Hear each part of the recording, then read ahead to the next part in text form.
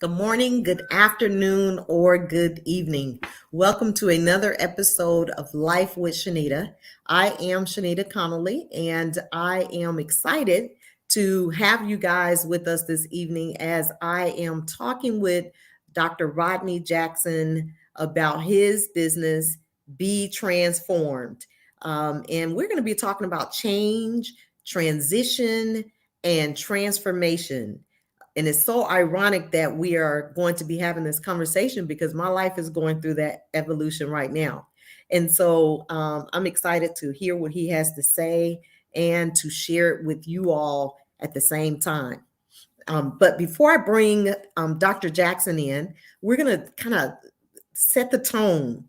Of course, each week I try to make sure I'm looking up something of substance that's related to the topic. And I'm going to go with change. And so as I was doing my research, I came across some things that were really, really stuck out to me. Change is the essence of life. Everything is in a process of moving, growing, adapting, and changing. And change is the most important action that shapes the direction of life. And that is by Dr. T.P. Chia. And also, I found 5 things related to change, and I'm going to share those really quickly. Change makes life exciting. It can be scary sometimes, but change is also what makes life so exciting. Change means you have a variety in life. You experience new things, you meet new people. If you think about it, life will be pretty predictable and dull if nothing ever changed. I love change. Also, number 2, it says you learn to grow with change. Every change you experience gives you the opportunity to learn and grow, even if it's just learning about an amazing new coffee shop. You learn new things about yourself, others in the world, which can impact how you live your life. Change can bring new opportunities. Number 3, change can bring so many new opportunities into our lives. It may seem daunting. It may seem like a daunting move into a new place, but your new place or environment introduces you to someone you end up getting that can help you get a dream job. Change opens doors. You never know what change and what opportunities change can bring. Number 4, it says we can realize our strength through change. There's no denying some changes can be tough, but getting through these can show us our strength. Have you ever been through a difficult change? I certainly have.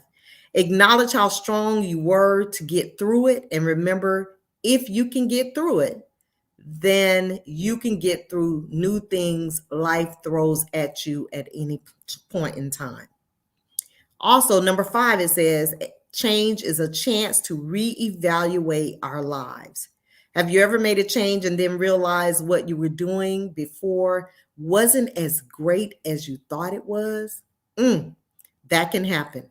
Change is a perfect opportunity to reevaluate your life and make sure you're doing what you actually want to be doing. So I am hoping that as we're moving through 2022, that we're embracing change in whatever place that is necessary for us.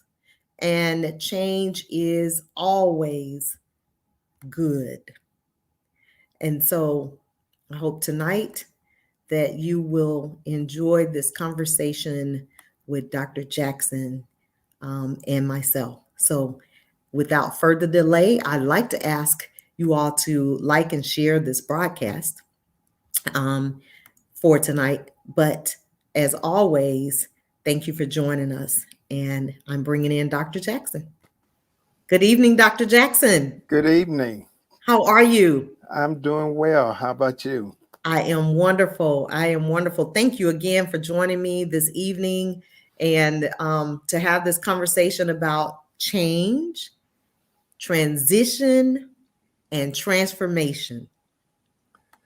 My favorite topics. Yes, yes. So I am excited, and I hope that the people will be jotting down notes this evening so that they can experience whatever change and transition and ultimately transformation that needs to be made in their lives. So before we get started, let's warm up and do some Okay. icebreakers. Okay. So tell us where you grew up. I grew up here in Atlanta, Georgia. Been here all my life. Uh, A greater baby? Not exactly a Grady baby, but a hospital right next to Grady. Hughes, Okay. Hughes Hughes Falls. Fallen. I Yes, remember yes. it. Okay, okay. My That, husband was a Grady baby, so I guess you're a little younger. yeah, my brother was a Grady baby, but I had the luxury of being born in Hughes Fallen. Hughes Falls. Okay, Yeah, okay. I love it. So everything Atlanta, you are probably a fan. not exactly. Now that's No? where I'm different. Yeah, Okay. I don't like the Falcons. I tolerate them. and You might make some people mad I tonight. think I have lost some with that, and I'm sort of okay with the Hawks, but I never really have been a hometown fan of the Okay. teams here. Okay, okay. What about pets? Do you own pets? No, I don't. When I was a little boy, I had a dog, but I wasn't ready for that. But You sound but like me. but I'm looking to, as in the next chapter of my life, to get a pet. Really? Yeah, yeah. Woo, bless your heart. My grandbaby wants me to get one, and I said, I just can't. Growing up, we had a dog, a German Shepherd, and he was a big dog. He was an outside dog, and I just remember being so afraid of him. And so my thoughts of pets and dogs and stuff is just like, I'm good. Yeah, and I've been reading up on them, and I understand that they are pack animals that they have to live with you. So I'm just trying to wrap my mind around that. But I love seeing a well disciplined pet. hmm And that's a change. Yeah, that's a big That's a change. transition, It's a transformation. transformation. So, what's your favorite book? Oh God, that's challenging because I'm such an avid reader. Um, I like Wayne Dyer. I like Robert Keegan. hmm Um, I like anything that's dealing with life and leadership, and I love nonfiction. I love reading the latest book that's coming out hmm to stretch my understanding of life and my view of life.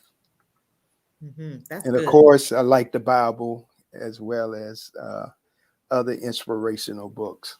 That's that guide, Yeah, our guide. So, exactly. what is the first thing you do after work? The first thing I do after work is just try to deprocess and take time to myself alone to unpack the day. What I accomplished, things I would like to accomplish, and what were some of the challenges, to think about it and process it from a different perspective. Mhm, And how did I do in the midst of that? What mhm. things I need to work on uh, from that encounter. That's good. Retrospective, Yeah. really good. If you could live anywhere in the world other than Atlanta, where would that be? Tahiti. Tahiti. Yeah, Oh, Tahiti. wow. Yeah. That's amazing. I love the water and I love the beach, and that would be the place I would like to live.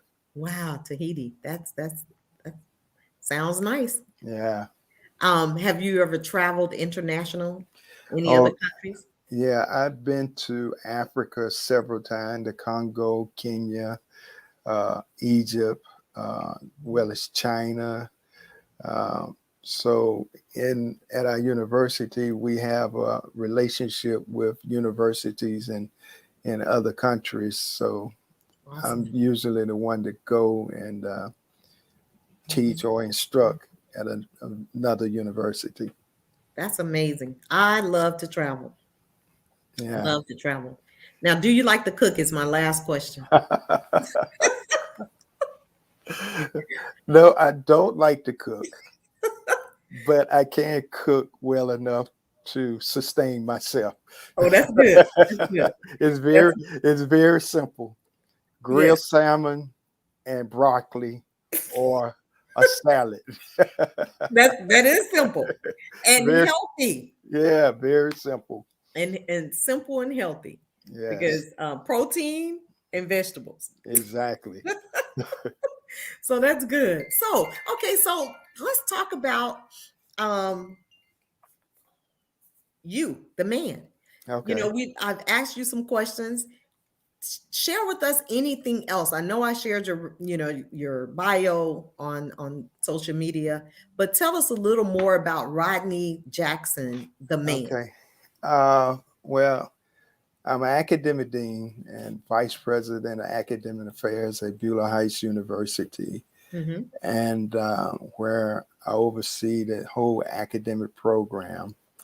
I am a very curious person, and I have a very aggressive curiosity to find things out. Mm-hmm. I love CrossFit. That's what I do to stay in shape. Mm-hmm. Um, and let's see, what else is interesting about me? I love dialogue and conversation about life and about things that people are wrestling with in life and what's going on in the world. I'm an avid reader. When I was younger, I used to draw. A lot of people don't know that I can draw very well. So you're an artist, Yeah, so that's what. unsung artist. Yeah, I love sports and I love empowering people to transform their lives by challenging how they're thinking. So that's my life passion, is to be the how could I say it, to be the encourager for them to live out their potential and maximize their potential. Mm-hmm. Mm-hmm. And that's that's who I am.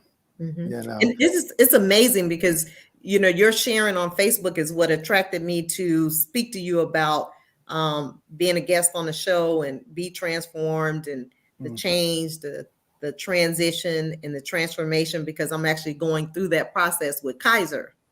And I joined this program in September. However, well, it started in September, but months prior to, like in June, I joined the program.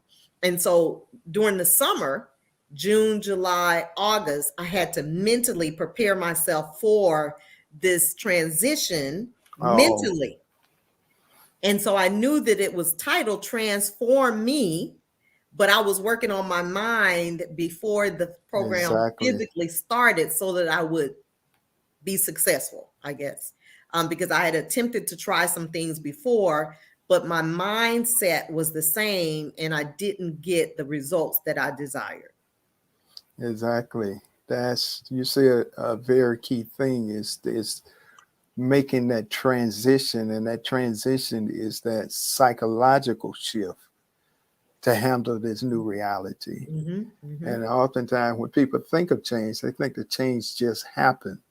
It happens on one hand automatic. You know, you're going to mm-hmm, grow up, you're going to get older, but it's that intentional change that bring about the greatest results. mm-hmm, mm-hmm.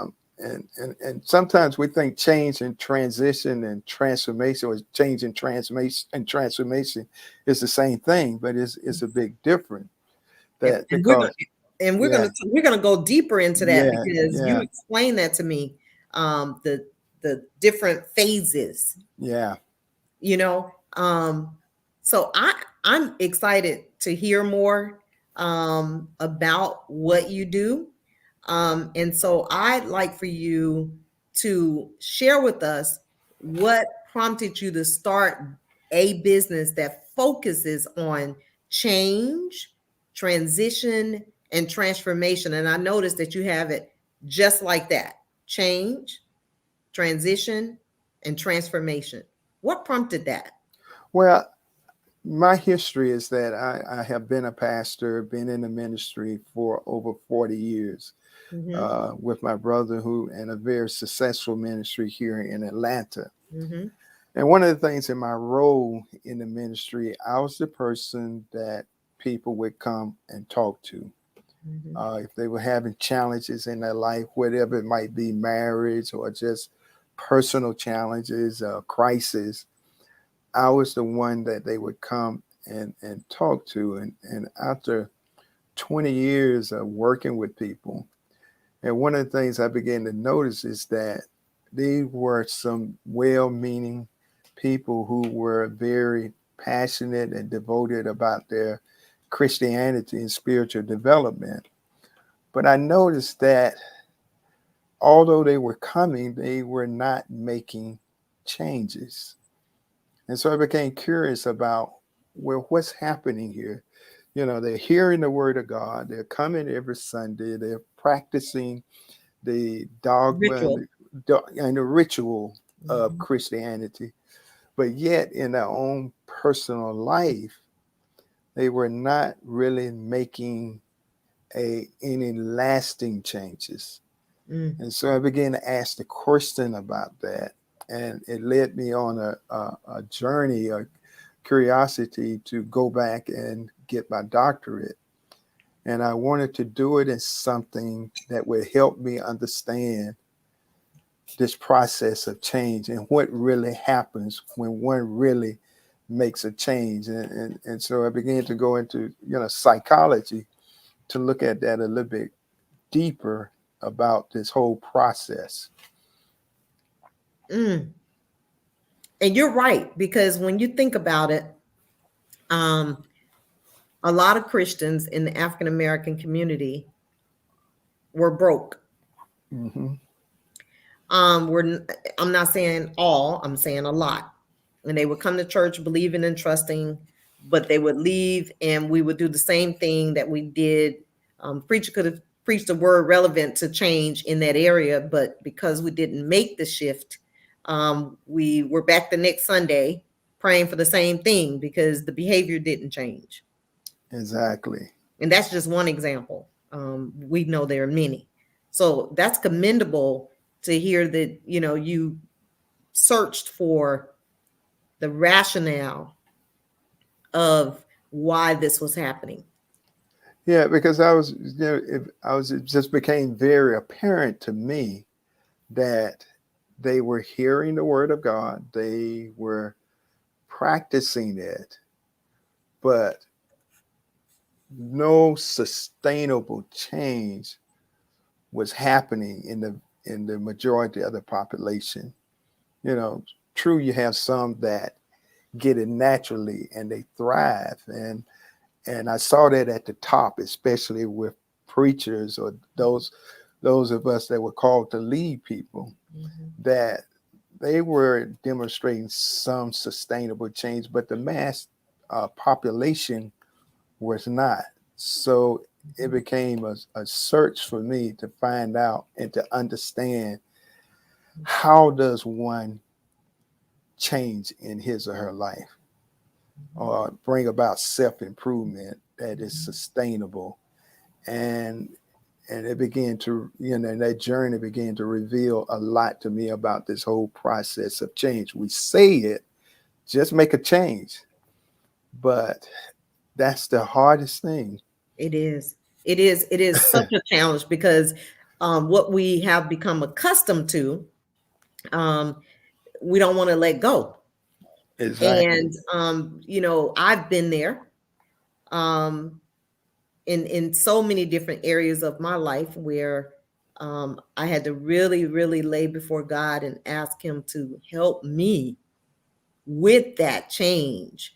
Um, I have done some things in my past that I'm not too proud of, and I remember wanting to change certain behavior, and it was a challenge, as you just mentioned. And so it's like you got to go deep here because it starts in the mind. Yeah. The battlefield of the mind. That's a book out. The battlefield of the mind. Yeah.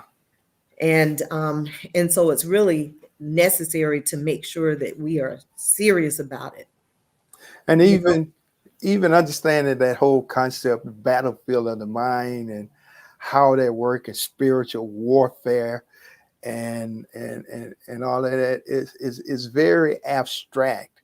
Mhm. And what I was trying to get to was what's the concreteness of this change process. And as you said, it's taking that deep dive Mhm. and realize that your iceberg is melting. You know, you're Mhm. on the surface, but you Mhm. don't realize that beneath the surface, something is happening. Yes. And how do I get to that?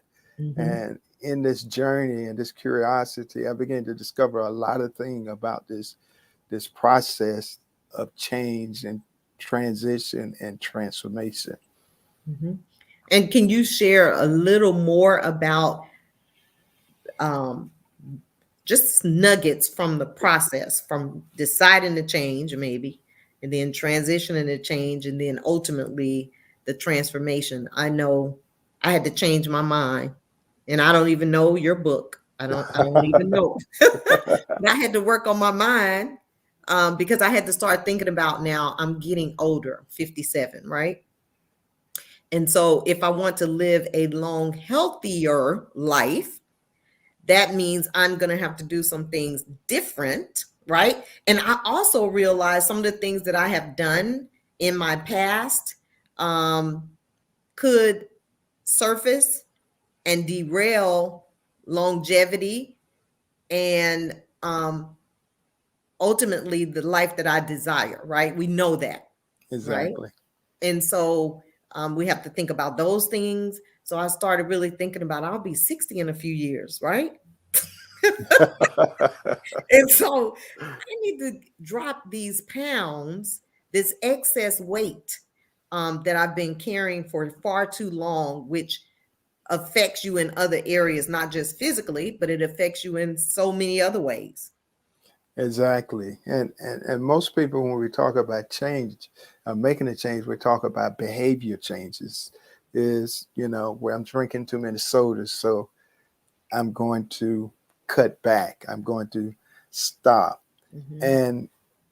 And making a behavior change is, what we usually do, but that's not a transformative change.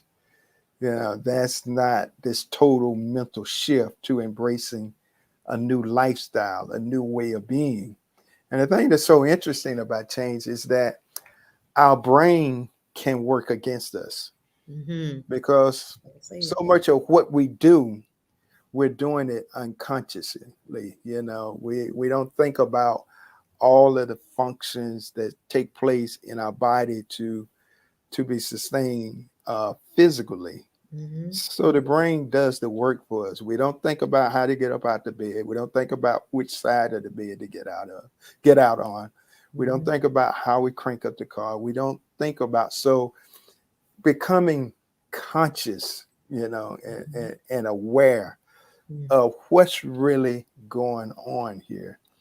Mm-hmm. And Simon Freud talked about the iceberg, where you have this picture where 10% of the iceberg is above the surface Mm-hmm. and the other 90% is beneath the surface. Now, just think about your mind that all of your unconsciousness is that 90%. All of the relationship, your family relationship, the habits and patterns that you have learned that you don't even know that's guiding your life right now.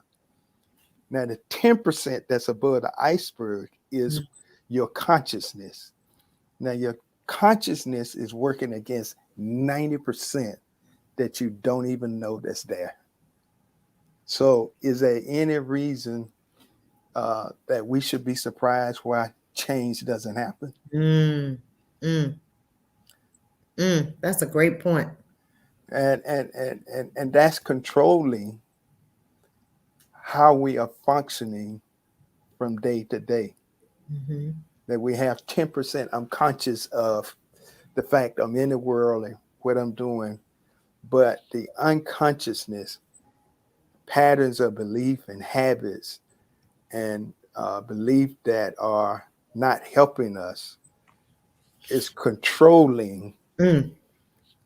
what I'm doing day to day. Mm-hmm. And so I'm Mm. having a conversation with myself. If it's losing weight or changing my lifestyle, Mm-hmm. it's working against this new lifestyle that I want to live. Mm-hmm. And Mm-hmm. it's an ongoing conversation every day. It's a That battle. is an ongoing battle. And that's where the battle is. Mm-hmm. I Mm-hmm. think about the Titanic. It wasn't the 10% on top that sunk it. It was the 90% beneath the surface that the captain of the ship did not know was there. Mm-hmm. Wow. So That's it starts with an awareness. analogy. Mm-hmm. And Yeah, you're right, because I think about some people that I know who were exposed to certain things growing up as a child, um, and is really leading their life today because they can't seem to see beyond that exactly. 90%. And no matter how much I say or talk or coach or fuss or sometimes curse. So if I can be honest with you, um, um, I'm working on that because I care so much. It doesn't connect. And so until that person really sees the need to make that change or that transition, ultimately that transformation is not going to take place. Yeah, that's a good point you made about family. And I tell people that I coach, if it's marriage coaching, I say you cannot understand yourself until you understand your family. You can't understand your relationship life until you understand Mhm, your mhm, family, mhm. because your family prepare you to be a lover, to be a husband, to be a That's it. wife, to be a friend, to be Mhm. a employee. Your family have played a role in shaping how you're going to show up to all these other relationships that you're going to have in life. Absolutely. So, and this change process for me began with exploration. Mhm, I got to understand not only uh, who I am, mhm, but how did I arrive at this situation? mhm, mhm, Because how I enter into a relationship with a with the significant person in my life, mhm, mhm. the process of that was shaped long before I got to that point. Yes, it was. And I can share with you when you talk about family. I grew up in a two-parent household, and so I saw a positive marriage, right? I'm not going to say I saw a perfect marriage because I'm sure there were disagreements and things that we just were not exposed to as children. So Hmm. my perspective on marriage is a healthy perspective. Unlike some that people that I know didn't really see that perspective, which shaped their views Hmm. on marriage. Um, and I've heard them say, "Oh, I wouldn't do that." If Uh-huh. I were you, I wouldn't do that. Well, I'm a believer in the institution, and I believe that it can be a healthy institution. And I didn't say perfect, Yeah. but I think my rearing shaped that perspective on life, that one area right there. So I don't have this distorted view of marriage. And I always tell people, if God said it was good, who are we to say that it's not good? And Shenita, what I do when I hear that it was good, it was this, I ask deeper questions. Well, what Mm-hmm. does good look like? Mm-hmm.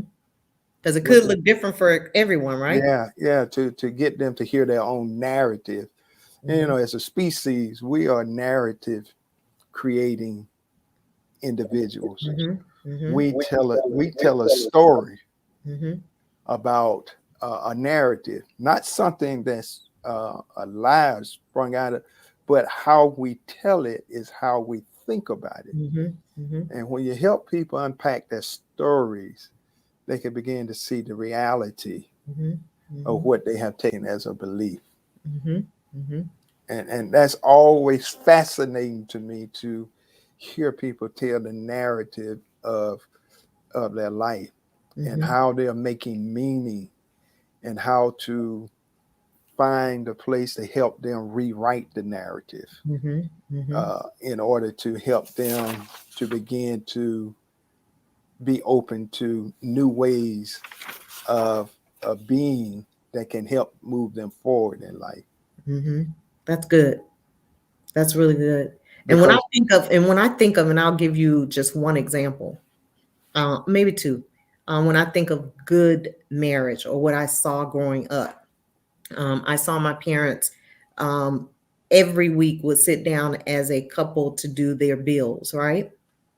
And I would see them literally have a bill book and to write them yeah, their money together. My mom would go to the bank and make the deposit, etc. I saw that. I saw them put us through private school. So I saw them take us to church. I saw them write that tithe check. Um, Now, fast forward, when I became grown, I learned some other things that I didn't know. But my reality was what I grew up seeing. Um, but what was good was seeing a couple work together as a team. So that's what I know. I don't know that other stuff. yeah. So I'm a teammate, literally, in a relationship. Um, but yeah, that's why I say it was good. I didn't say it was perfect, but it was good. And that's what I saw. Oh no, I wasn't questioning. Right. No, I need to give you that example. I just wanted to give you that narrative. Since we were talking about it, I wanted to share that. You saw what worked for your parents, I saw what worked for them. and you saw a way of being and a way of functioning Mm-hmm. that appeared to be an ideal. And so now, uh, when you marry someone or come into a relationship, Mm-hmm. now you're bringing an emotional system that have shaped how you think, how you feel, and how you behave into another emotional system that was shaped by a different group of parents and siblings. And it's always interesting how that comes together. And I Mm-hmm. call that's the dance of life. I like it. That's the dance of life. Because you got to learn the right moves, right? You got to learn the right, and it's all about how can you be enough of a self to be open to have a conversation as to how is this going to work for Yeah, us. for Because us. for instance, I'm not the person that want to sit around and write out bills. I can go out and make the money, Mm-hmm. but the details, that's not my attribute. I'm a big picture person. You're a So visionary. yeah, so visionary. So now how do I navigate this dance of life of bringing two entirely different emotional systems together to form a unity of Mm-hmm. one? Mm-hmm. Mm-hmm. And this is where change is understanding all of the unconscious stuff that shape how I think and how I feel and how I behave, Mm-hmm. and recognizing that change is not transformation, and transformation involves change, but not all change involves transformation. Mm-hmm. So to begin to explore, and for me, that's the first step. Change begin with exploration. How did I evolve to be this man that I am today? And in my story, I could tell there were many things, significant things that have been pivotal, Mm-hmm. shaped me into who I am. Mm-hmm. There's some things that don't work for me anymore. But that's a part of maturity, to begin to take ownership of that and how I think about it and move forward. Yeah, definitely. Some behaviors, some things, some ways we thought, or movements we made, maturity will definitely leave those in the leave those in the past. Yeah, I've grown past that. I've transitioned from that phase in my life. I changed my mind and I transitioned from there. I'm on my way to Yeah, transformation, yeah, becoming a better me, a better version of me. And that's what I hope to do and grow and be continually, physically, emotionally, spiritually. yeah. And in developmental psychology, we talk about because most people think that we grow at the same pace in each dimension of our being, but that's not true. Physically, you automatically grow. You can have an adult body, but psychologically and mentally, Mm, that's a mm, whole nother chapter. And mm, spiritually, mm, that's a whole nother dimension. But the one thing the Bible talks about is this unity of our being, that the spirit, soul, and body. And Paul talked about that how do you evolve and mature in a place of wholeness? And mm, because psychologically or physically, I am 67 years old, mhm, mhm, physically, mhm, but psychologically and mentally, mhm, I don't feel 67. I mhm, think that I'm much younger in my mental and psychological state, open to adventure, open to mhm, experiencing, exploring a lot of mhm, things. And mhm, spiritually, mhm, I'm way beyond where I mhm, am physically and mentally and psychologically from my experience in the church. mhm, So now the balancing act is, how do I bring all of that together in a unity and a harmony? mhm. Well, you look great for 67. Let me just say that. And So I'm that trying to keep CrossFit is working for you. I'm trying to keep looking great. Yeah, that CrossFit is, and that's why I made a decision to get my butt in gear Yeah, and start exercising and moving on a continuous basis and eating differently and working out with a trainer and investing in myself. yeah. And that takes a level of consciousness just to come to that place Hmm. that if I'm going to function better and be better, then I have to take ownership of investing in myself. Hmm. Hmm. That's a whole entire mental Hmm. shift. And, Hmm. especially when we talk about a lifestyle change Hmm. and making a lifestyle change, you can't make a lifestyle change at the first step of change, because in the theoretical approach to change, you got pre-contemplation, you got contemplation, you got preparation, you got action, you got maintenance, and you got termination. So in the pre-contemplation stage, I'm just thinking about making a change. I'm just thinking about eating right. I'm not convinced yet. Hmm. Hmm. And And that's I and I and you told you I'm 55, right? I mean yeah. 50, 57. I'm sorry, 57. So yeah. So I've been thinking about it and thinking about it. Yeah, and you can stay there for years, just pre-contemplation. Then, when you actually want to take it, take the next step, then it's contemplation. Now I'm thinking about it. I'm thinking about it. I'm serious about thinking about it. I'm not just playing now. Mhm. And then, like when they tell you when you want to lose weight, they talk about preparing your meals in Mhm. preparation. Well, I'm contemplating that.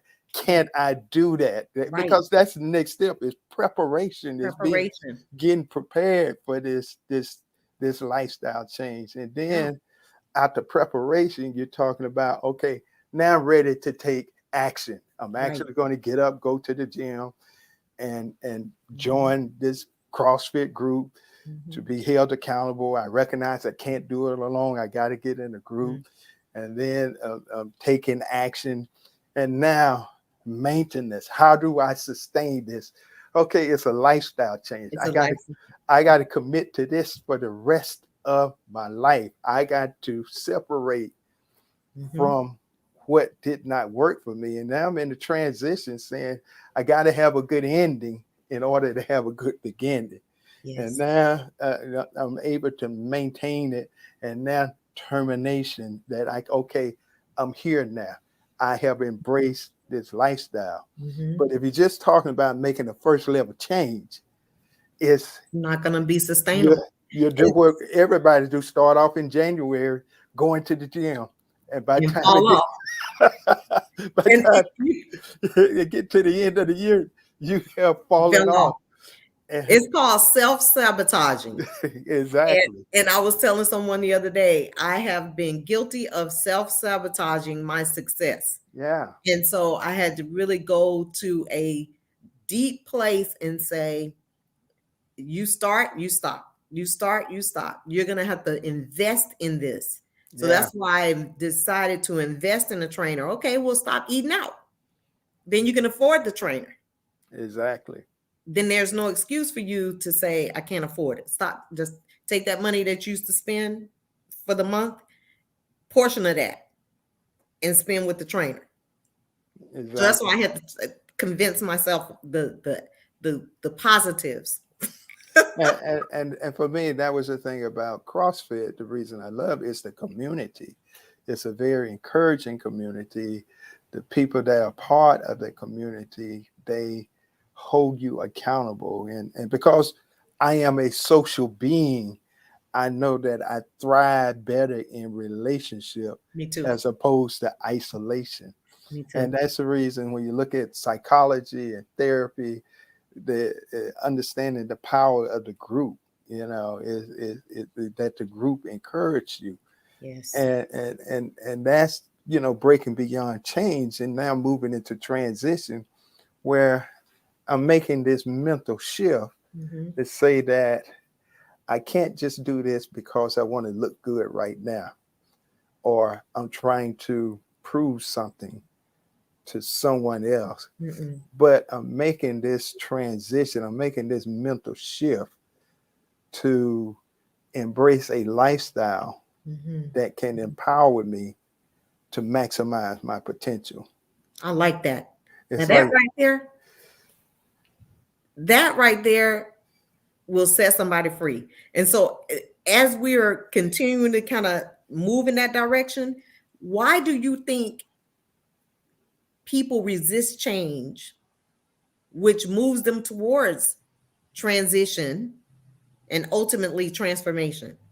Well, when you look at the brain and you understand the brain mind, and I say brain mind connection because the brain is this physical object that you see inside your head, but the mind is this invisible entity that operates, because if you look at the brain, you wouldn't see the mind, but you would see the brain would show you the neurons firing.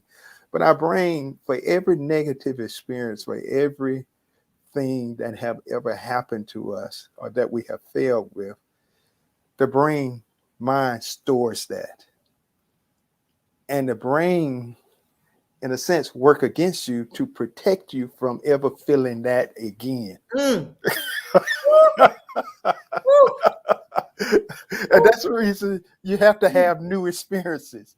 It's new experience, and it's this one word that sticks with me. Talking about the brain is plasticity. It's that your brain never forgets everything that happened to you, and what you cannot deal with, it puts it in long-term memory, so that until you're ready to deal with it. Wow. So it's about how do you help people confront the negative images. And that's when you talk about pictures, cut out a picture, find a picture of how you want to look. Let me tell you, you're right. I pulled out one of my old pictures and said, let me put put this picture up there to remind me that I want to get back to the slides.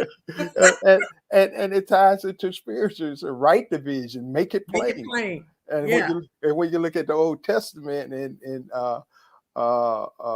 Jacob and Esau, I think it was Jacob and Esau with Jacob when he was with his future father-in-law, and they had the sheep, and they made the deal that they would split everyone that was spotted and speckled. Jacob would get, and the father-in-law would get all the other solid one. Well, what did Jacob do? He took some bark off of the tree and put it in the trough. So those animals went to drink water and mate. What did they see? They saw speckle, and they produced. So that's the power of vision. And they tell you, you got to create the experience. And the brain/mind is the only organism that can create the experience before you ever experience it. Before you have it. I love that. so I love it. But you got to understand that every negative experience, you put on an outfit and it's tight and it don't fit, and you knew you were that size, where that negative experience can cause you to say, well, what's the use? Forget it. Right. But you know what? I bought an outfit and it didn't look as cute as I wanted, right? It's hanging in my room because I can't wait to put it on. And I have a favorite blazer that I bought many years ago, and I can't wait to get back in that blazer. So I hang it up on the door so that I can look at it. So I do have some goals. Yeah. But that's good. Yeah. So that's, and that's making that transition. This is where the mental battle begins. It's making that mental shift to handle a new reality. Yeah. And you can't do that unless you have a good ending. That's it. That's good. In order to have a new beginning. So when I'm addressing, my unconscious and the negative belief system or the negative patterns and that I have developed, that will continually keep hindering making this mental shift, to drink a gallon of water a day. And all of the things that you need to do, and to develop delayed gratification or to understand new terminology. See, this is where transition, there's a trade-off. Okay. Yes.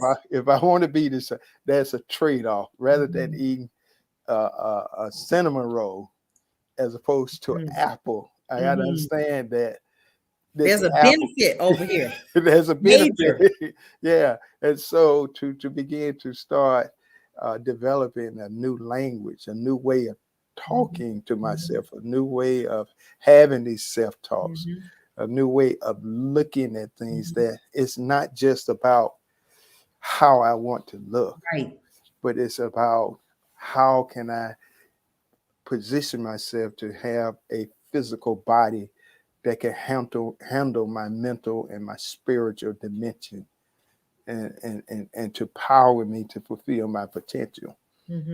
That's good. So that's the psychological shift to handle a new reality that you haven't been before. Right. And I haven't been there in a long time. So I have friends that tease me all the time, and they say, "Man, we can't stand you now." So we can just imagine if you lose this weight, you might not be able to do nothing with you. And I'm thinking to myself, like, really, that's not a compliment.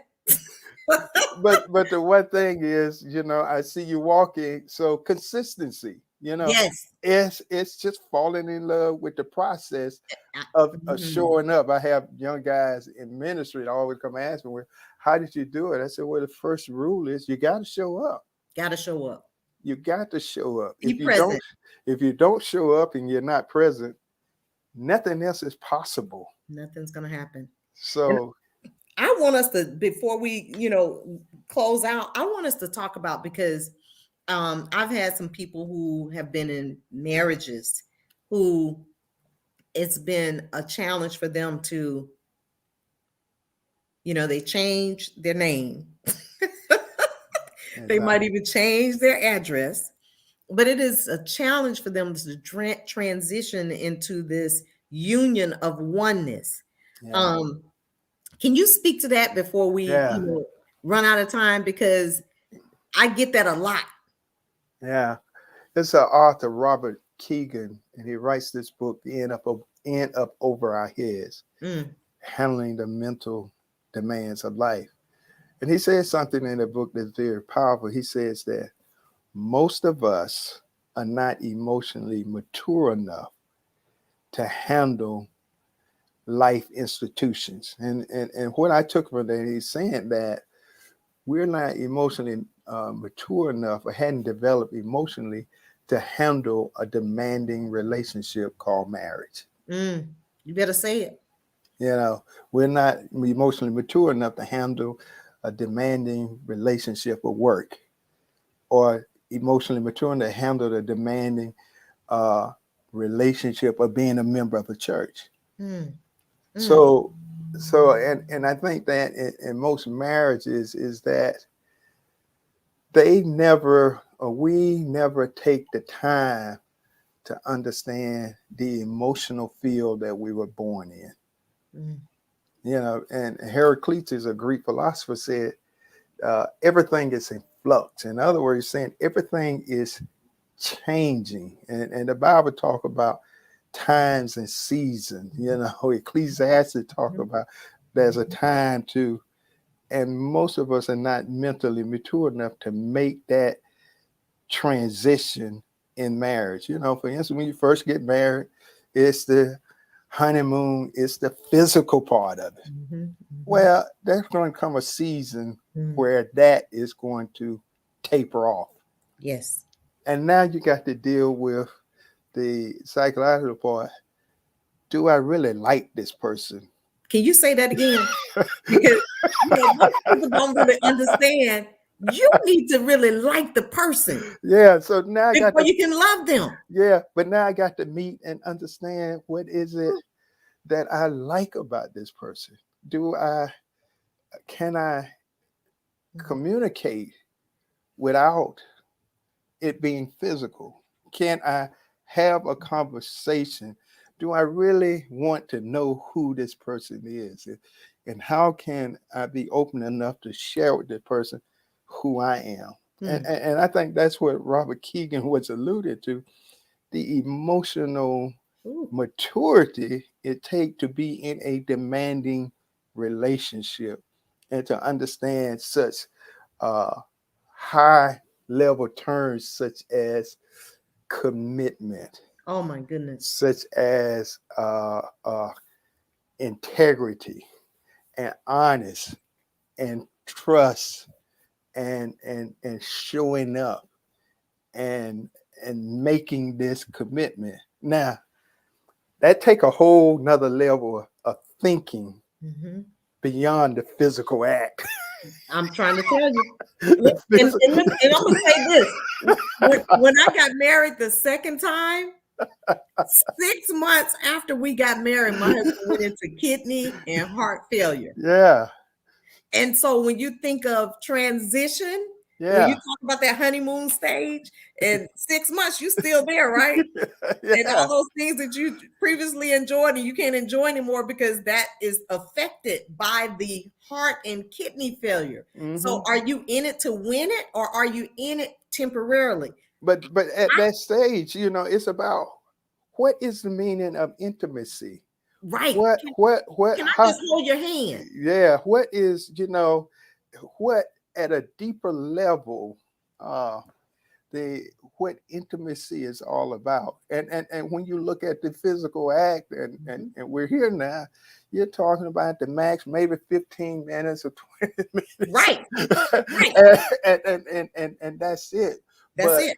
But the intimacy, the the smile at each other, the appreciation Oh my goodness. and valuing each other, just you being thoughtful enough to do this or go the extra mile to Mhm. lay this out or to acts of kindness. And when you read, John Gray book and all the guys that write about it, they talk about this intimacy, and it's the intimacy that holds a couple Together. together. And Yes. it's not just the physical. The physical It's is a part of it, it's but a part of it. It's that's not not the main. the Mhm. totality of of of what it means to be in a holy union with another person. Yes. And I think Yes. that that's what Robert Keegan said, that we're not emotionally mature enough to handle that. There's no blue book on marriage. Tell you, well, how do you handle when uh, something as you just described happened? One of That's the it. mates gets sick or something. How do you How do we navigate that? how do we How do navigate? you build this thing that we call a union? Mhm. It's not the show and dance. Yes. I Yes. know I just go to marriage conferences and everybody get up there. Oh, well, come up here, honey. Come up here. This is my boo. This is Right. my sunshine. And And just pretending. that's just that's just the act oftentimes. Pretending. That's what they But do. but you can tell when someone loves a person. Yes. And I think that that's what Corinthians 13 is talking about. Mhm. This love that endures all things, hopes all things, Yes. rejoice in the truth, Yes. seek Yes. not his own. Right. When you read that Right. chapter, I And let begin to me tell say, you, that chapter is for couples to live by, because that was the theme for our wedding. Love is, and every yeah, one of those scriptures in Corinthians, 1 Corinthians chapter 13, 4-8, were on our tables and yeah, our program. And so we built our relationship off that. So I understand that. I just want to encourage others to understand, as you mentioned, the level of maturity that it takes to sustain any type of change that we're going to take place or take part in. And yeah. as you say, as we're transitioning to the ultimate part of transformation. Yeah, till it becomes a lifestyle. Jesus Hmm. was the incarnation of love. Totally. He was the incarnation. That's one thing I love about what it says, and the word became flesh. So in other words, in the Greek language, it was saying God became something that he had never been before. Yes. He became the embodiment of himself in a physical In a body. physical form. And he tabernacled. He walked among us, Hmm. demonstrating Demonstrating. love in action. Yes. That Yes. that when you looked at him, you saw love. You saw the Hmm. totality of Hmm. God. Hmm. And it takes emotional maturity to grow to that. Yes. And that's the reason I love the Bible say you grow in grace. Yes. I'm so grateful for that, Grace. I'm so grateful for it. And I could talk to you for another hour. But of Yeah. course, we don't have another hour, right? But I want you to share with the audience. I know I have, scrolling at the bottom of the screen, how they can reach out to you if they'd like to contact you for your services or anything that you'd like to share, any upcoming events or whatever about the business. I would like to give you that opportunity before we close out. Okay, you see my email on the screen here. I'm a life coach. I'm a consultant. I'm a little bit of everything, but my passion is to empower people to transform their lives simply by changing the way that they think. I love coaching. I love counseling. I love working with people. And my experience as an academic dean, I'm very heavily in education because I believe education is a very key component in maximizing your potential. So my number is there. If you're looking for counseling, coaching, you can definitely give me a call and come and experience this radical transformational process Be that transformed. that can empower you to fulfill your potential. Mhm. I love it. I just want to thank you for this candid conversation. I have thoroughly enjoyed it. Mhm. And I know that whomever watches this will too, whether it's today, tomorrow, or next year. So I just want to thank you for all that you do to advance each person that you come in contact with, whether you know it or not, because you caught my attention. Well, thank you. Yes. Thank you. So thank you for being who you are. And so I'm going to close the show out and then I'm going to come right back to you. Okay. Thank you again. You're welcome. And thank you for the opportunity. You're welcome. Thank you all for watching. I hope that this was an amazing show for you. I hope that you will embrace whatever change that needs to take place in your life, and that you will transition in that direction to see the ultimate transformation for yourself and those around you who are connected to you. Dr. Jackson shared some amazing nuggets. Of course, his information is there on the screen. Please feel free to reach out to him to have him to assist you on your journey to be transformed. Remember, as always, I love you, but God loves you most. He loves you best. And I want to thank you again for watching. Please tune in next Thursday at 7 p.m. Eastern Standard Time as well.